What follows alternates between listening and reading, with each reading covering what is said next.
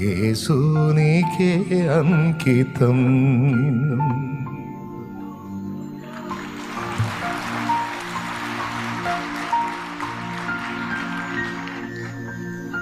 నా వల్ల నీ నామానికి దోషం వచ్చి అవమానం వచ్చి నేను నీకు చెడ్డ సాక్ష్యం తెచ్చే పరిస్థితి ఉంటే దానికంటే ముందు నా ఊపిరే పోవాలి. ఇక నిందలు అంటే నిందలు వందలు రాని ఇబ్బంది ఏం లేదు, అవి నిందలు కాబట్టి ఇబ్బంది ఏం లేదు. ఆ నిందలన్నీ నాకు దీవెనలే. కానీ నేను తేడా పడి నీకు అవమానం తేకూడదు.